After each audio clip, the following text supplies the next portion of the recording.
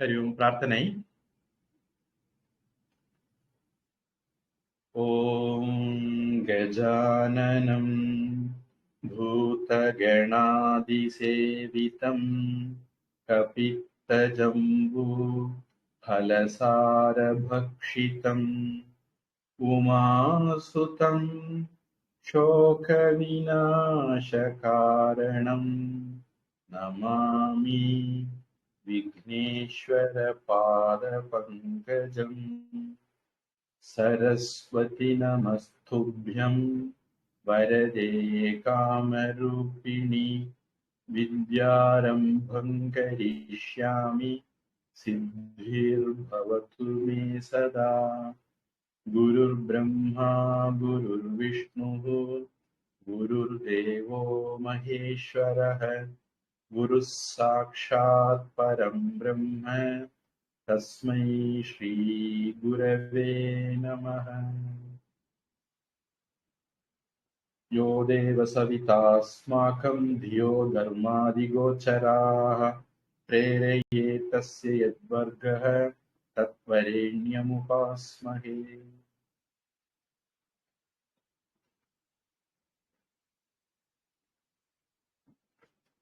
நம்ம பலஸ்ருதி பார்க்கணும் அப்படிதானே? 25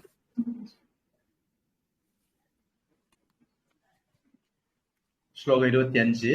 ஏனம் ஏனம் ஏனம் ஆபத்சு ஆபத்சு ஆபத்சு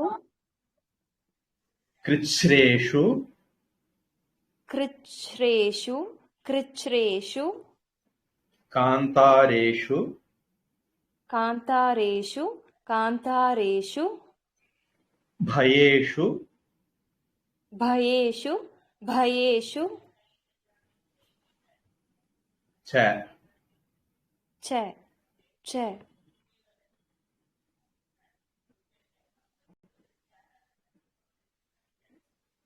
கீர்த்தயன் கீர்த்தயன் கீர்த்தயன் புருஷः புருஷः புருஷः கஷ்சித் கஷ்சித் கஷ்சித் ந ந ந அவசீததி அவசீததி அவசீததி ராகவ ராகவ ராகவ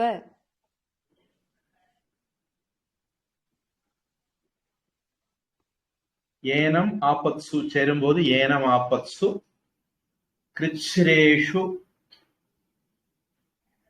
காந்தாரேஷு பயேஷு ச கீர்த்தயன் புருஷः கஷ்சித் சேரும்போது புருஷः கஷ்சித் அப்படின்னு மாறும். கஷ்சித் ந சேரும்போது கஷ்சின்ன அப்படின்னு மாறும். இது இன்ன மாறிடும்.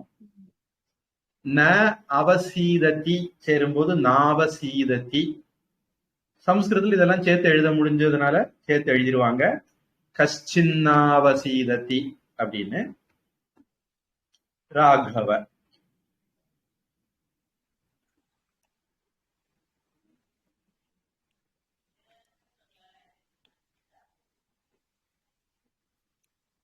ஏனமாபத்சு கிருச்ரேஷு ஏனமாபத்சு கிருச்ரேஷு ஏனமாபத்சு கிருச்ரேஷு ஏனமாபத்சு கிருச்ரேஷு ஏனமாபத்சு கிருச்ரேஷு ஏனமாபத்சு கிருச்ரேஷு காந்தாரேஷு பயேஷு ச காந்தாரேஷு பயேஷு ச காந்தாரேஷு பயேஷு ச காந்தாரேஷு பயேஷு ச காந்தாரேஷு பயேஷு ச காந்தாரேஷு பயேஷு ச கீர்த்தயன் புருஷः கஷ்சித் கீர்த்தயன் புருஷः கஷ்சித் कीर्तयन् पुरुषः कश्चित् नावसीदति राघव नावसीदति राघव नावसीदति राघव அந்த தா வந்து தா இல்ல தா தான். நாவசீததி ராகவ नावसीदति राघव नावसीदति राघव ஏனமாபத்சு கிருச்ரேஷு காந்தாரேஷு भयेषु च येन मापत्सु कृच्छ्रेषु कान्तारेषु भयेषु च येन मापत्सु कृच्छ्रेषु कान्तारेषु भयेषु च कीर्तयन् पुरुषः कश्चिन्नावसीदति राघव कीर्तयन् पुरुषः कश्चिन्नावसीदति राघव कीर्तयन् पुरुषः कश्चिन्नावसीदति राघव 26 நான் தமிழ்ல சொல்லிட்டு இருக்கேன்னு நினைக்கிறேன். 26th பூஜயஸ்வ पूजयस्व पूजयस्व ஏனம் एनम् एनम् ஏக அக்ரஹ एक अग्रह தேவ தேவம் देवदेवं ஜகத்பதிம் जगत्पतिं ஏதத் एतत् திரிகுணிதம் त्रिगुणितं ஜப்த்வா जप्त्वा யுத்தேஷு युद्धेषु விஜயிஷ்யசி विजयिष्यसि பூஜயஸ்வ ஏனம் will become பூஜயஸ்வைனம் Yanam ஏகாக்ரஹ will become ஏனமேகாக்ரஹ ஏகாக்ரஹ will become ஏகாக்ரஹ then ஏகாக்ரஹ if it is combined with devadevam aha visarga will become namo narayana namo namaha like that. So ekagro then devadevam im anuswaram will change to in because it is followed by ja cha varga devadevan jagatpatim etat trigunitam. Here also anuswaram will change to in because it is followed by cha varga ja trigunidan japtva yuddheshu vijayishyasi remaining the same. पूजयस्वैनमेकाग्रह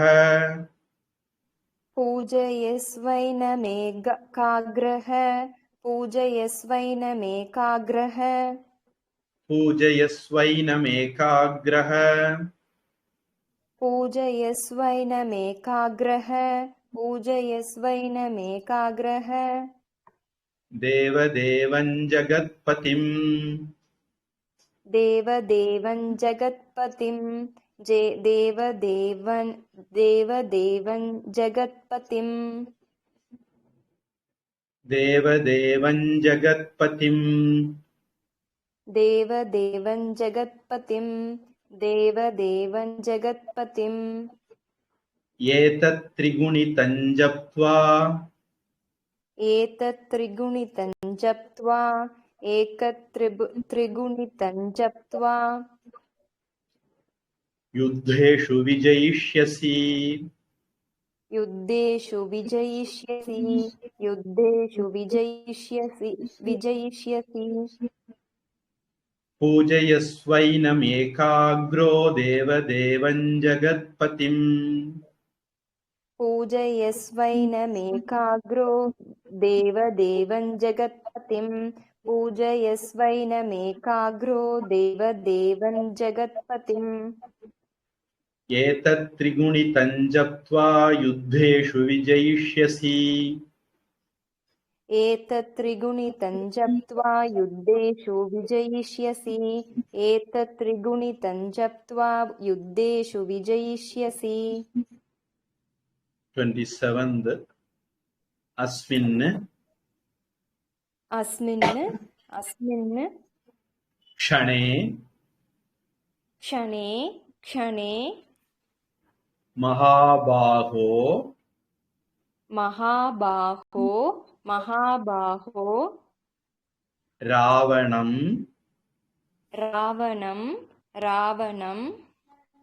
त्वं वदिष्यसि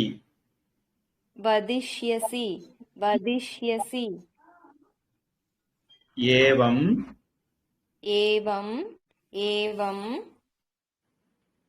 उक्त्वा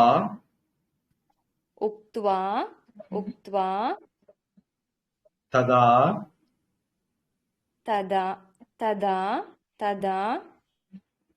अगस्त्यः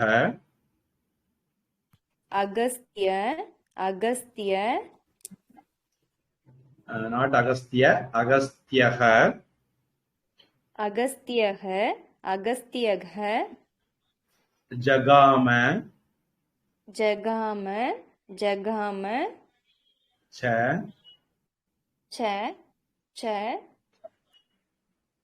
यथा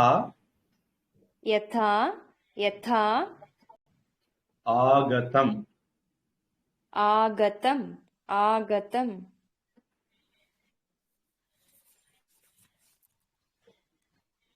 In this context, the book is given as yatha gatam.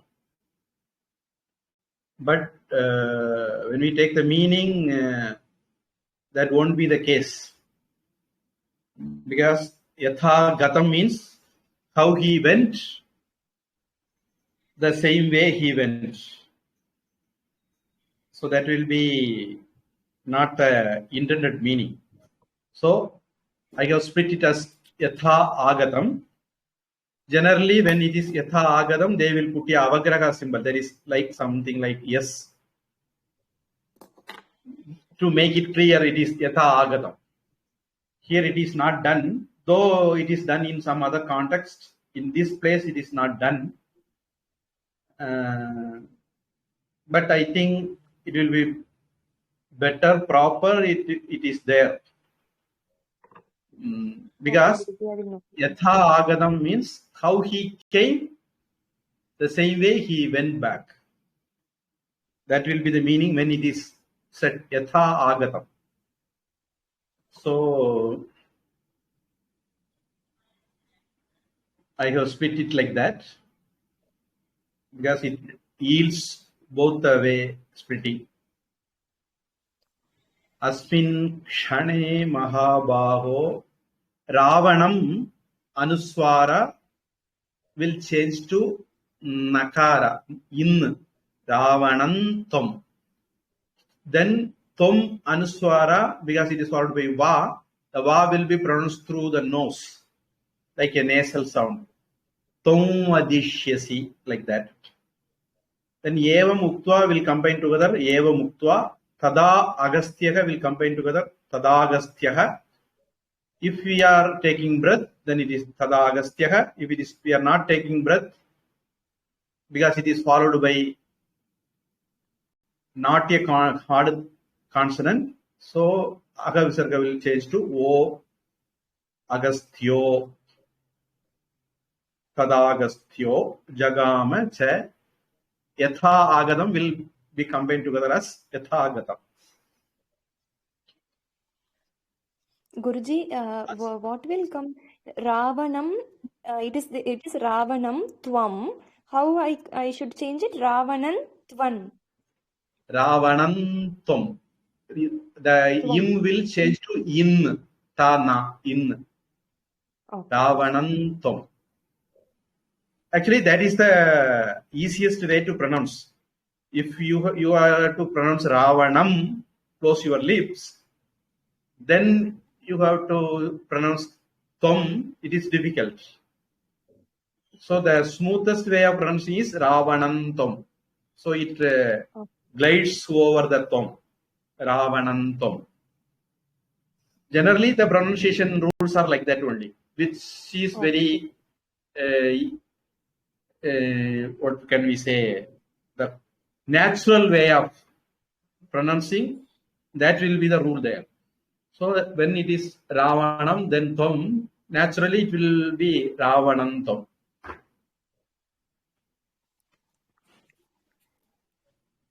अस्मिन् क्षणे महाबाहो अस्मिन् क्षणे महाबाहो अस्मिन् क्षणे महाबाहो अस्मिन् क्षणे महाबाहो अस्मिन् क्षणे महाबाहो अस्मिन् क्षणे महाबाहो रावणं त्वं वदिष्यसि रावणं त्वं वदिष्यसि रावणं त्वं वदिष्यसि रावणं त्वं वदिष्यसि रावणं त्वं वदिष्यसि रावणं त्वं वदिष्यसि एवमुक्त्वा तदागस्त्यः एवमुक्त्वा तदागस्त्यः एवमुक्त्वा तदागस्त्यः जगाम च यथागतम् जगाम च यथागतं यथा आगतं यथागतम् यथागतं जयाम च यथागतं जयाम च यथागतम् एवमुक्त्वा तदागस्त्यः एवमुक्त्वा तदागस्त्यः एवमुक्त्वा तदागस्त्यः जगाम च यथागतम् जगाम च यथागतं जगाम च यथागतम् अस्मिन् क्षणे महाबाहो रावणं त्वं वधिष्यसि अस्मिन् क्षणे महाबाहो रावणं त्वं वदिष्यसि अस्मिन् क्षणे महाबाहो रावणं त्वं वदिष्यसि एवमुक्त्वा तदागस्त्यो जगाम च यथागतम् एवमुक्त्वा तदागस्त्यो जगाम च यथागतम् एवमुक्त्वा तथागस्त्यो जगाम च यथागतम् 28th एतत् एतत् एतत् श्रुत्वा श्रुत्वा that is Shiva Shakara Shrutva, totally different from the letter here. Shrutva श्रुत्वा श्रुत्वा Mahatejaha महातेजाः महातेजाः Nashta नष्ट नष्ट Shokah शोकः शोकः Abhavat अभवत् अभवत् Tada. तदा तदा In my book, they have given avagraha between Shoko Abhavat to denote that there is a inside the O. Okay. Next line. Dharayamasa धारयामास धारयामास Supritaha सुप्रीतः सुप्रीतः Raghavaha राघवः राघवः Prayatatmavan. प्रयतात्मवान् प्रयतात्मवान् Actually, there are two words, Prayatha, Atmavan, two words combined together. Etat Shrutva will undergo many changes. The final form will be Edat Shrutva. The Sha will change to Cha. Edat Shrutva. The It will become Ich, then Sha will become Cha. Cha, then it will become Cha. Final form will be Edat Shrutva. Then Mahatejaha, if you are taking breath, then it is Mahatejaha, otherwise it is Mahateja. Nashta Shokaha, Shokaha, Aha Visargam, followed by not a hard letter. What will be the change? O Matra. Nashta O. Shoko. Nashta Shoko. Then the A will be laid into, mingle into the O. So some book they will denote that by a S mark, that is Avagraha. Nashta Shoko Bhavat. Then Abhavat, Tada, two words, but in Sanskritam they can be written together. So in Sanskritam they write it together. Abhavat Tada. Then Dharaya Yamasa Supritaha. If we take breath, then it is Supritaha. If we are not taking, then because it is followed by Ra, Aha Visarga, not followed by hard letter. So Supritaha will become Suprito. Suprito. Then Ragavaha, Visarga followed by Pakara, hard letter. What will be the change? Upadmaniya Ucharanam. Upatmaniya Ucharanam. Without touching the lips, we have to pronounce Pa. Prayatatmavan will combine together, Prayatatmavan. So the chanting will be Etat Shrutva Mahatejaha. Etat Shrutva Mahatejaha. Etat Shrutva Mahatejaha. It will be Shrutva. Shrutva. The Chakara is the second Mahapranan hard. Cha, the second Cha. Etat Shrutva. Etat Shrutva. Etat Shrutva Mahatejaha. Etat Shrutva Mahatejaha. Etat Shrutva Mahatejaha. Nashta Shoko Bhavattada. Nashta Shoko Bhavattada. Nashta Shoko Bhavattada. Nashta Shoko Bhavattada. Nashta Shoko Bhavattada. Nashta Shoko Bhavattada. Dharayamasa Supritah. Dharayamasa Supritah. Dharayamasa Supritah. Dharayamasa Supritah. Dharayamasa Supritah. Dharayamasa Supritah. Raghava Prayatatmavan. Raghava Prayatatmavan. Raghava Prayatatmavan. Etat Shrutva Mahatejaha. Sorry. Etat Shrutva Mahateja Nashta Shoko Bhavattada. Etat Shrutva Mahateja Nashta Shoko Bhavattada. Etat Shrutva Mahateja Nashta Shoko Bhavattada. Dharayamasa Suprito Raghava Prayatatmavan. Dharayamasa Suprito Raghava Prayatatmavan. Dharayamasa Suprito Raghava Prayatatmavan. 29th Adityam.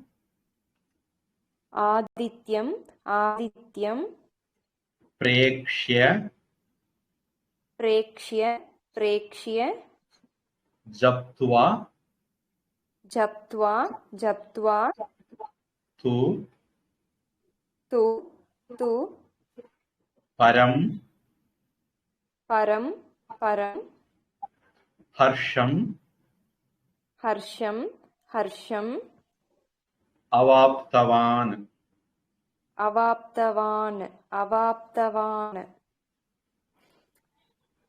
त्रिः त्रिः त्रिः आचम्य आचम्य आचम्य शुचिः शुचिः शुचिः this shakara only comes in edat shrutva, but it later changes, undergoes many changes, and finally it becomes a mahaprana had. Next word bhutva भूत्वा भूत्वा dhanuhu धनुः धनुः adaya आदाय आदाय वीर्यवान् वीर्यवान् वीर्यवान्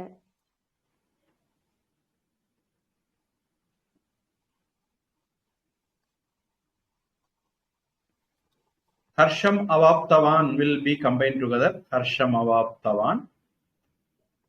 Trihi achamya. Can you guess what is the change? त्रिराचम्य Visarga changes to ir, repa, इर् then ir joins then with ra. a, then ra, trirachamya. Shuchihi bhutva,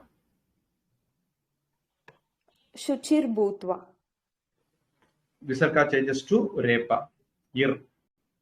Dhanuhu adaya, धनुर् आदाय धनुरादाय then remaining the same. Adityam prekshya japtva tu, आदित्यं प्रेक्ष्य जप्त्वा तु आदित्यं प्रेक्ष्य जप्त्वा तु Adityam prekshya japtva tu, आदित्यं प्रेक्ष्य जप्त्वा तु आदित्यं प्रेक्ष्य जप्त्वा तु param harshamavaptavan. परं हर्षमवाप्तवान् परं हर्षमवाप्तवान् Param harshamavaptavan. परं हर्षमवाप्तवान् परं हर्षमवाप्तवान् Trirachamya shuchirbhutva, त्रिराचम्यशुचिर्भूत्वा त्रिराचम्यशुचिर्भूत्वा Trirachamya shuchirbhutva, त्रिराचम्यशुचिर्भूत्वा त्रिराचम्यशुचिर्भूत्वा dhanuradaya viryavan. धनुराधाय वीर्यवान् धनुराधाय वीर्यवान् Dhanuradaya viryavan. धनुराधाय वीर्यवान् धनुराधाय वीर्यवान् Adityam prekshya japtva tu param harshamavaptavan. आदित्यं प्रेक्ष्य जप्त्वा तु परं हर्षमवाप्तवान् आदित्यं प्रेक्ष्य जप्त्वा तु परं हर्षमवाप्तवान् Trirachamya shuchirbhutva dhanuradaya viryavan. त्रिराचम्यशुचिर्भूत्वा धनुराधाय वीर्यवान् त्रिराचम्यशुचिर्भूत्वा धनुराधाय वीर्यवान् 30th Ravanam रावणं रावणं प्रेक्ष्य प्रेक्ष्य प्रेक्ष्य हृष्ट हृष्ट हृष्ट आत्मा आत्मा आत्मा युद्धाय युद्धाय युद्धाय समुपागमत् समुपागमत् समुपागमत् सर्व सर्व सर्व यत्नेन यत्नेन यत्नेन महता महता महता वधे वधे वधे तस्य तस्य तस्य धृतः धृतः धृतः अभवत् अभवत् अभवत् हृष्ट आत्मा will be combined together as hृष्टात्मा.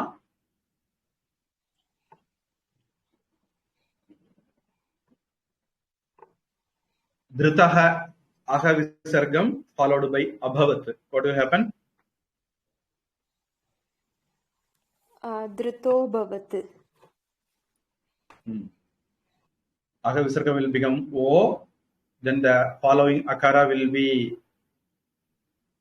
digested by the O. Dhrutho bhavat. Ravanam prekshya hृष्टात्मा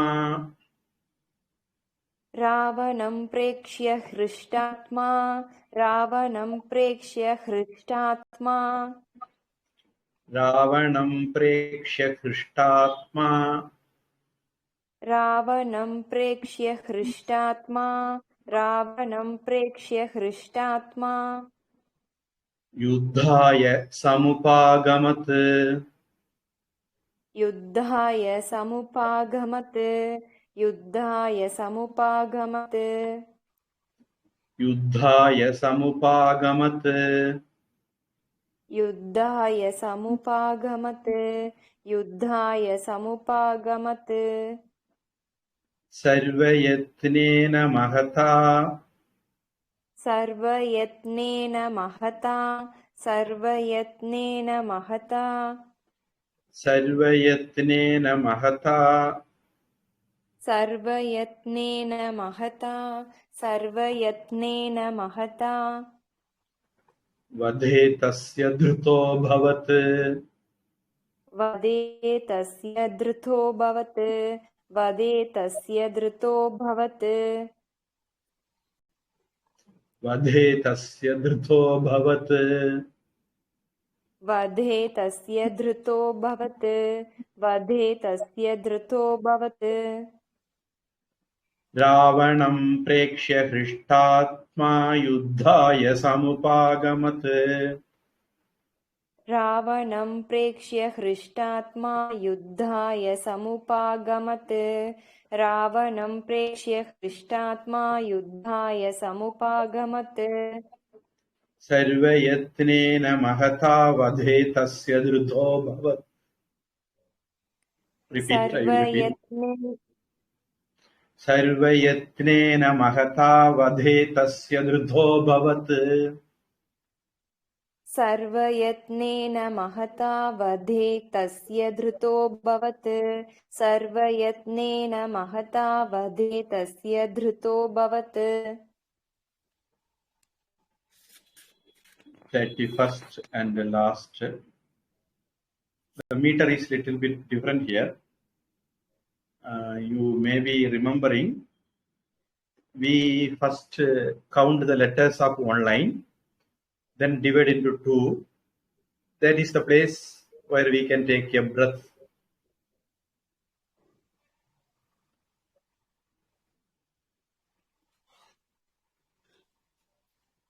Here also we can do in that way, but the meter is different.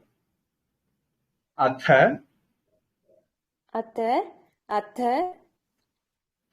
Ravihi, Ravihi, Ravihi, अवदत् Avadat, Avadat, निरीक्ष्य Nirikshya, Nirikshya, रामं Ramam, Ramam. here we can take breath. Then mudita manaha Mudita Manaha, Mudita Manaha, paramam Paramam, Paramam, प्रहृष्यमाणः Prahrishyamanah, Prahrishyamanah, निशिचरपति Nishicharapati, Nishicharapati, संक्षयं Samkshayam, Samkshayam. here the anuswara can be pronounced as ngakara because it is followed by ik. Iksha is the letter followed, so we can say sankshayam. Samkshayam is little difficult to pronounce, so we can pronounce sankshayam. Viditva Viditva, Viditva, sura gana Suragana, Suragana, madhyagataha Madhyagataha, Madhyagataha,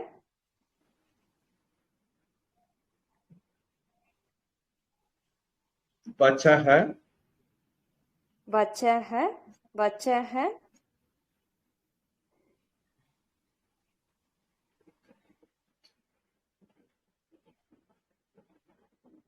twara Tvara, Tvara, iti.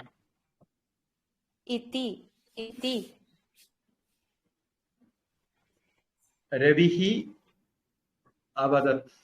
Can you guess the visarga change? Ravir Avadat, then Ravir Avadat.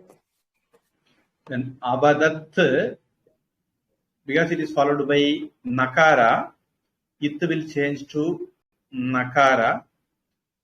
So avatannirikshya is the final form. Then mudita manaha visargam followed by hard pa. What will be the change? Manaha.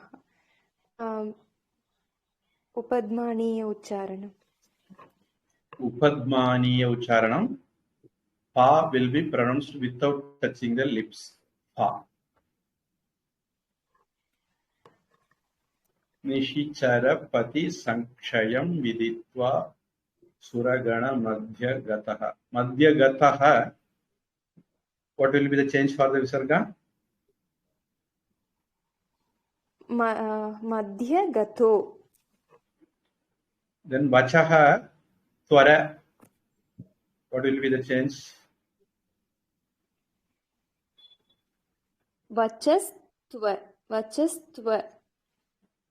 Twara. Like namaste. Namahate namaste. Vachas twara. Vachaha twara. Vachas twara. Twara iti will change to twareti.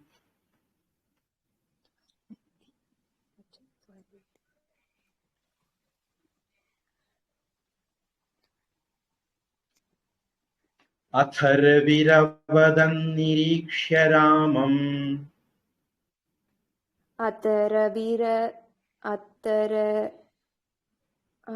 Guruji, please. रविरवदन्निरीक्ष्य रामम् Ataraviravadannirikshya Ramam. Ataraviravadannirikshya Ramam. अथर्विरवदन्निरीक्ष्य रामम् Ataraviravadannirikshya Ramam. Ataraviravadannirikshya Ramam. मुदितमनाः परमं प्रकृष्यमाणः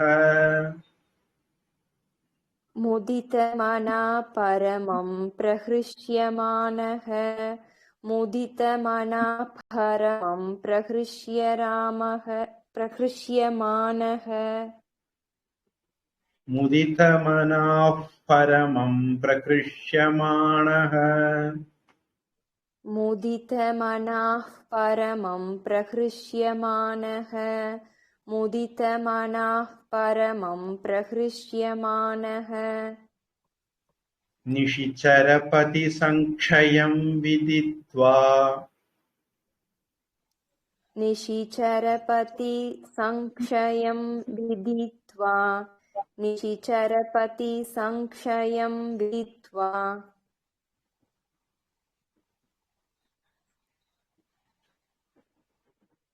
निशिचरपति संक्षयं विदित्वा निशिचरपति संक्षयं विदित्वा निशिचरपति संक्षयं विदित्वा सुरगणमध्यगतो वचस्त्वरेति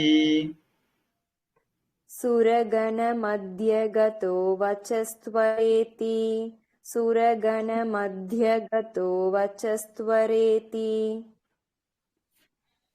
सुरगणमध्यगतो वचस्त्वरेति सुरगणमध्यगतो वचस्त्वरेति सुरगणमध्यगतो वचस्त्वरेति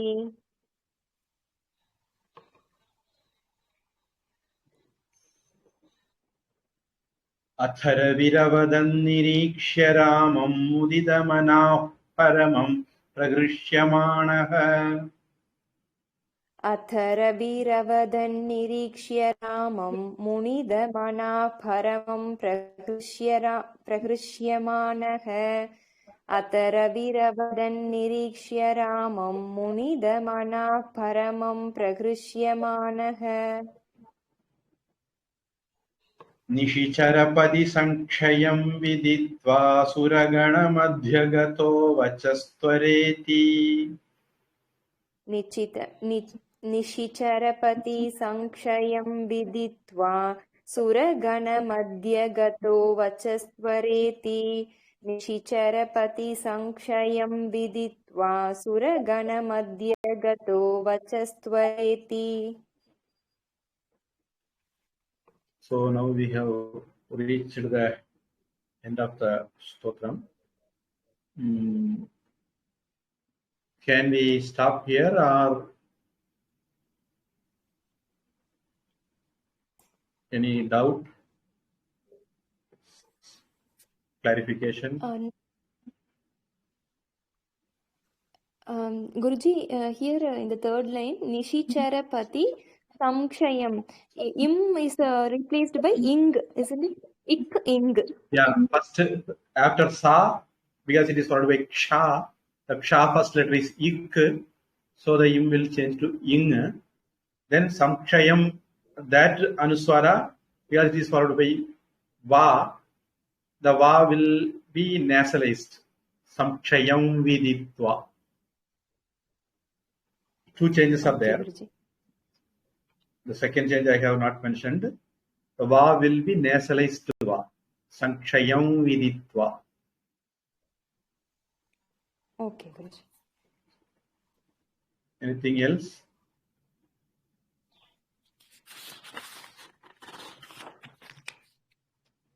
Illa Guruji. Meaning class will be in the same time. 7 to 8 Monday. Yeah, I will, as of now, I close the recording.